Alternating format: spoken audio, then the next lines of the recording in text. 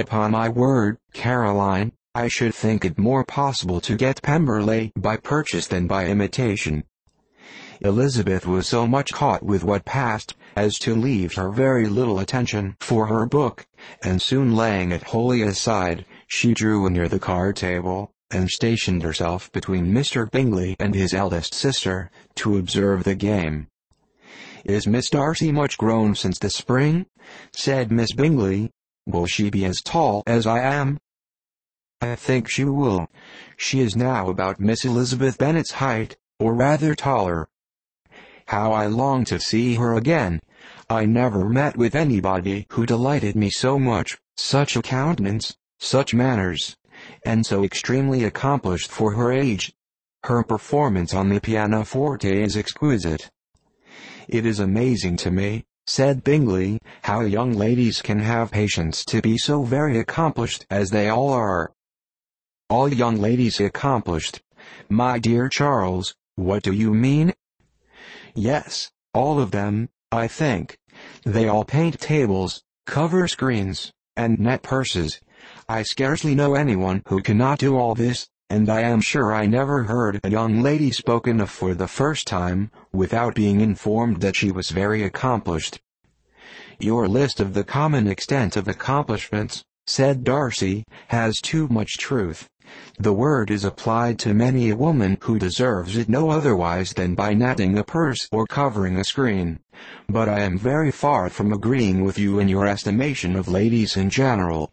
I cannot boast of knowing more than half a dozen, in the whole range of my acquaintance, that are really accomplished." "Nor I am sure," said Miss Bingley.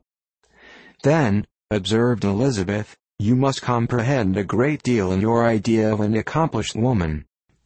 "Yes, I do comprehend a great deal in it." "Oh, certainly," cried his faithful assistant, "no one can be really esteemed accomplished who does not greatly surpass what is usually met with.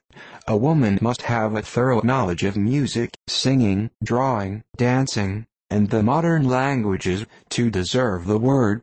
And besides all this, she must possess a certain something in her air and manner of walking, the tone of her voice, her address and expressions, or the word will be but half deserved. All this she must possess," added Darcy, "and to all this she must yet add something more substantial, in the improvement of her mind by extensive reading. I am no longer surprised at your knowing only 6 accomplished women. I rather wonder now at your knowing any. Are you so severe upon your own sex as to doubt the possibility of all this? I never saw such a woman.